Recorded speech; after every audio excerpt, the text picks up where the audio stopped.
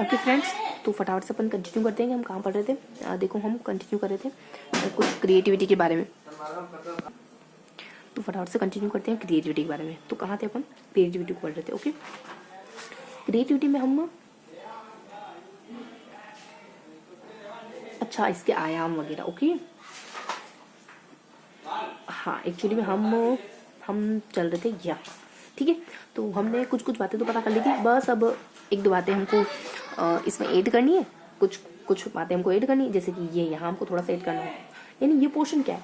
Actually ये portion है ना, टेलर के अनुसार क्रिएटिविटी के प्रकार है। तो ये बेसिकली आविष्कार, नवीनता, अभिव्यक्ति है, उत्पाद वगैरह, है ना। तो इस तरीके से कुछ कुछ बातें यहाँ गिवन है, कुछ पीछे गिवन थी और कुछ यहाँ गिवन। तो यहाँ हम बेसिकली ना कुछ फ्रॉम ने व्यक्ति में चार प्रमुख, अच्छा फ्रॉम के अनुसार, रोजर्स के अनुसार, देन विरोधसन, देन मेस्लो के अनुसार। ओके, तो तीन विद्वानों के अनुसार अलग अलग कुछ कॉन्सेप्ट समझेंगे अपन, है ना, जो क्रिएटिविटी को लेकर दिए गए इनके द्वारा। तो देख लेते हैं अपन फ्रोम ने क्या कहा है, रोजर्स ने क्या कहा है और मेस्लो ने क्या कहा है, ठीक है।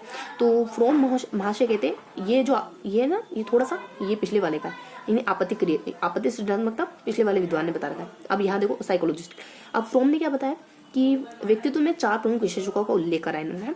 तो ये कुछ गुणों को बताते हैं कि व्यक्तित्व, फ्रोम गुणों को बताते हैं, और रोजर्स सृजनशील व्यक्तियों की तीन विशेषता और ये विशेषताओं को बताते हैं। कुल मिलाकर ये दोनों ही क्रिएटिव मतलब कुछ कैरेक्टरिस्टिक बता रहे हैं। और मेस्लो ने स्वस्थ और आत्म साक्षात्कार व्यक्ति बताया। संक्षेप में सिद्धार्थ, अच्छा ये भी कुछ विशेषता बता रहे हैं। और टॉरेंस ने विद्यार्थियों को पहचानने को, कुल मिलाकर के ये सारे जो विद्वान है ना, ये क्रिएटिव बच्चों की कुछ क्वालिटीज बता रहे हैं, उनको हमको ध्यान रखना होगा, ठीक है। तो क्या बताया इन्होंने, थोड़ा सा निगाह डाल लेते। फ्रोम ने क्या बताया कि इनमें कुछ चार मेजर गुण होते हैं। वो होते हैं कुछ, वो है कुछ कि उलझना, प्रॉब्लम से उलझना, एकाग्र रहना, और स्वीकार करने की क्षमता है ना, कि द्वंद को स्वीकार कर लेना, नित्य पुनर्जन्म लेने की इच्छा। अच्छा देखो कितनी अनोखी बातें। कोई प्रॉब्लम, ये कुछ कुछ बातें तो ठीक लग रही, कुछ पुनर्जन्म लेना और प्रॉब्लम में उलझना, है ना, ये बातें उनको पसंद आती है, कुछ ऐसी ऐसी बातें। अब आगे देखिए अपन, तो रोजर्स ने क्या बताया, तो रोजर्स ने कुछ सहज है, विरोध सहन है ना, और कुछ अस्थायित्व है ना, और असहज है, इस तरीके से कुछ कुछ बताया। क्योंकि विरोध, इनमें क्रिएटिव बच्चों में विरोध सहन करने की क्षमता पाई थी। अस्थायित्व होता है, कभी भी पोज नहीं रहते, अस्थिर नहीं रहते, स्थायी नहीं रहते, बदलते रहते, अस्थायित्व इनमें। और ये क्या होते हैं, सहज होते हैं, सहज अभिव्यक्ति है ना, बहुत सहज होते हैं। इस तरीके से कुछ तीन विशेषता इनको द्वारा बताई। मेस्लो ने क्या बताया, मेस्लो ने बस स्वस्थ और आत्मरक्षा, इन्होंने कहा कि क्रिएटिव बच्चा स्वस्थ होता है। ओके, तो हमने कुछ कुछ परिभाषा देखी। अब यहाँ टोरेंस ने क्या बताया, टोरेंस और सृजनशील और सृजन बच्चों के लिए क्या विशेषता बताई, तो इन्होंने कुछ पूरी सूची बना दी इन्होंने। तो मौलिकता है, स्वतंत्र, विनोद, जिज्ञासा, सृजनशील, स्वायत्तता और सबसे ज्यादा चीजें आ रही, इस तरीके से हमने मोटा मोटी जाना, ठीक है। तो हमने क्या क्या पढ़ा, हमने यहाँ पे क्या क्या पढ़ा कि कुछ कुछ गुण बताएगा। तो ऊपर वाले तो बहुत ही है, पुनर्जन्म लेना और प्रॉब्लम से उलझना और इस तरीके की बातें बताते। नीचे वाले ठीक बताते कि ये बहुत है ना, असहज होते हैं, अपने बहुत ज्यादा सहज होते हैं और विरोध भी सहन कर लेते हैं, और एक और कुछ अच्छा सा बताते हैं। और इसके अलावा कुछ एक और विद्वान आते हैं तो पूरी सूची बताते थे, पूरा एक पूरी लंबी सारी लिस्ट लगा दी, जिसमें सबसे बहुत सारी चीजें आती है, स्वायत्ता वगैरह और इस तरीके की चीजें, सहन, संवेदनशीलता और लाइक दैट, है ना। और एक विद्वान होते हैं बीच में, कुछ मेस्लो करके शायद, और कहते हैं कि ये जो बच्चा होता है ना, ये कुछ एक लाइन में कहा इन्होंने, स्वस्थ होता है, हेल्दी होता है, ठीक है। तो कंप्लीट होता है। अब थोड़ा सा ट्रिकी तरीके से इनको एड जोड़ लेते हैं कि हमको चीजें सारी याद रहे, ठीक है। तो यहाँ पर कहेंगे कि SA और D, अच्छा द्वंद्व है ना, देखो लड़ाई, ठीक है। तो यहाँ पर ध्यान रखेंगे SAD और P, SADP, है ना। तो क्या ध्यान रखेंगे, SADP। तो सांप ध्यान रखेंगे, सांप नहीं होता सांप, OD को साइलेंट कर दोगे। और यहाँ पर ध्यान रखेंगे, ये तो कुछ खास नहीं, तो पता चल जाएगा अपना, विरोध है और सहज है ना, और अस्थायित्व हो गया। बस ये अपने को बताया, ये थोड़ा सा अपन थोड़ा इसको जोड़ लेते हैं कि क्या क्या चीजें आती है, थोड़ा सा ट्रिक में बिठा लेते हैं। MS बहुत सारे है ना, S, और इसके अलावा क्या है, M मजे में, ठीक है, MG मजे, ठीक है। तो ऐसा कुछ ध्यान रखेंगे। और ऐसे क्या क्या है, स्वायत्ता है, संवेदनशीलता वगैरह, स्वतंत्र निर्णय लेने की, इस तरीके से मोटा मोटी हमको ध्यान रखना है। तो बेसिकली हमने क्या क्या पढ़ा यहाँ पे, कुछ चार विद्वान देखे हमने, कुछ मेस्लो वगैरह के बारे में जाना, और एक रोजर्स वगैरह, कुछ चार विद्वान देखे। सबसे पहले क्या था हमारे, कुछ फ्रोम करके, रोजर्स वगैरह और मेस्लो करके, ठीक है। तो रोजर्स, मास्लो, रोजर्स तीन शब्द एक फ्रोम करके आ जाता है, और लास्ट में टोरेंस है ना।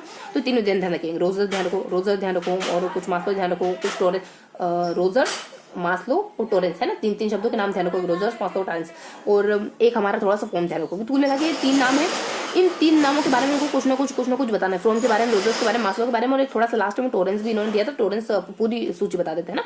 तो इन चारों ने कुछ ना कुछ गुण बताए हैं किसको, क्रिएटिव बच्चों को लेकर के। तो इसने क्या बताया, इसने क्या बताया, इसने क्या बताया, इसने क्या बताया। तो ये कुछ 4 चीजों को शामिल करता है, ये कुछ 3 चीजों को शामिल करता है, ये कुछ 1 चीजों को शामिल करता है, 4 3 1 ऐसा ध्यान रखोगे। और ये फिर लास्ट में एक पूरी झड़ी लगा देता है, लड़ी लगाता है। इस तरीके से हमने जाना है ना। तो कुछ वैसे मौलिकता है, और जैसे कुछ जिज्ञासा की प्रवृत्ति वगैरह हो सकता है, और कुछ ऐसे संवेदनशीलता और स्वायत्ता वगैरह, और स्वतंत्र रहने की इच्छा वगैरह। और ये कुछ 4 बातें बताता है बेसिक कि विरोध, द्वंद्व, लड़ाई वगैरह करना, और बहुत ही यूनिक होती है पुनर्जन्म लेना। और एक और 2 और कोई बेसिक होती है, 2 तो बहुत यूनिक होती है, इस वजह से याद रखेगा। दूसरी क्या होता है कि ये 3 बातें बताते हैं। सहज रूप से आप विरोध झेल लेते हो, और एक बीच में कुछ अजीब सा बताते हैं अभिव्यक्ति वगैरह करके।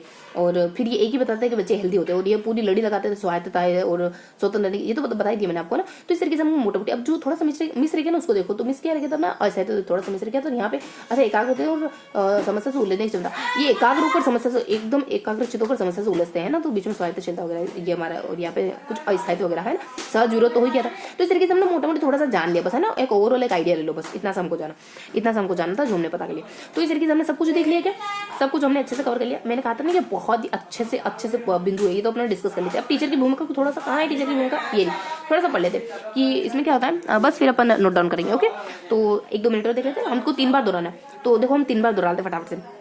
बेसिकली हमने क्या क्या जाना इस पेज में ना, क्रिएटिविटी को लोगों बहुत सी बढ़िया चीजें पढ़ी। जैसे क्रिएटिविटी के महत्वपूर्ण बिंदुओं को देखा, क्रिएटिविटी के प्रकारों को हमने जाना, और क्रिएटिविटी के प्रकार है, और सृजनात्मकता और इसमें क्या संबंध है ना, और इस तरीके से कुछ स्वरूप वगैरह। तो चलो थोड़ा सा डिस्कस करते हैं कि इसके प्रकार कितने होते हैं। तो बेसिकली इसके प्रकार कितने बताए, कुछ 4 से 5 प्रकार बताए गए शायद तो क्रिएटिविटी के, कि इस तरीके क्रिएटिविटी, इस तरीके क्रिएटिविटी, इस तरीके क्रिएटिविटी।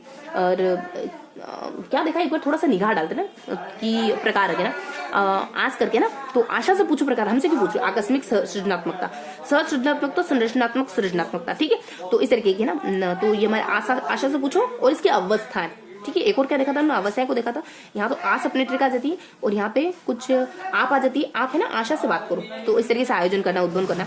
तो ये हमने इसकी क्या देखे थे, आवश्यक तथ्यों को आयोजन करना। उद्भवन में क्या था, निष्क्रियता की अवस्था चिंतन को देना, कि निष्क्रियता की अवस्था को चिंतन मतलब कुछ समय के लिए है ना चिंतन करना, और प्रदीप्ति समस्या का समाधान नजर आ जाना, और प्रमाणीकरण उसको ठप्पा लगा देना, आवश्यक तथ्य प्राणों को एकत्रित करना, ठीक है।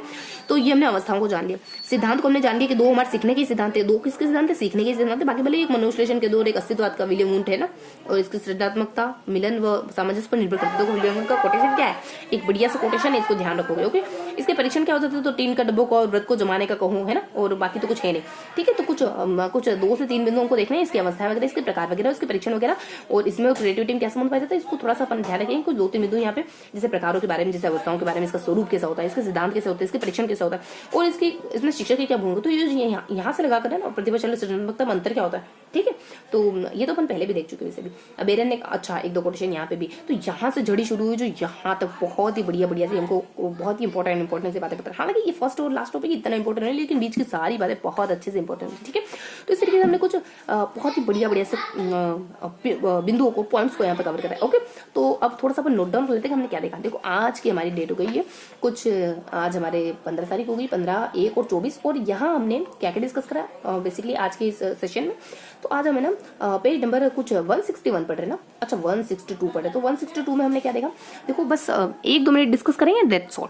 तो हमने यहाँ जाना बहुत ही बेसिक चीजों के बारे में, जैसे कि हमें ना दो पार्टीशन कर सकते हैं इसके। जैसे यहाँ तो हम पूरा क्रिएटिविटी के बारे में जान लेते हैं, सृजनात्मकता के बारे में शुरुआत करी थी, और पूरा यही मतलब बहुत सारी चीजों को जाना।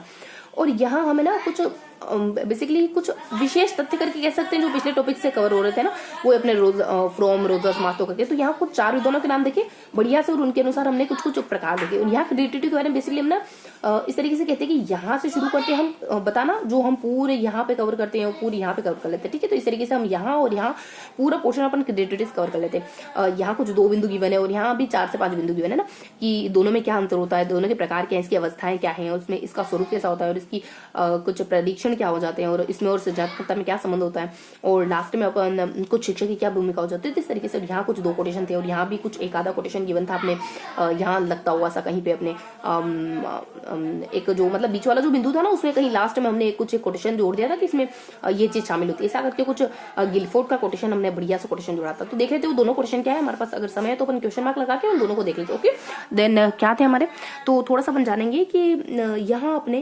विलियम वुंट यानी चाहा ना सृजनात्मक मिलन व सामंजस्य पर निर्भर करती है। सामंजस्य मिलन, सृजनात्मकता वुंट यानी मैं चाहती हूँ तुमसे मिल जाए, सृजनात्मकता मिलन है ना, तो सृजनात्मकता मिलन पर डिपेंडेंट है। ओके, और यहाँ पे आ जाता है कि बेरन और मिलाकर के मेड। अच्छा, तो तुमने कहा था ना कि तुमने रंग बना दिया, रंग बना दिया तुमने दो रंगों को मिला करके। मेड यानी तुमने बना दिया नया रंग, है ना, रंग बना दिया मिला करके, बना दिया नया बना दिया। ठीक है, तो इस तरीके से रंग बना दिया दो चीजों को मिला करके और बना दिया नया बना दिया, इस तरीके से है ना, इस तरीके से ध्यान रखो। ओके, तो ये था हमारा पेज नंबर 162।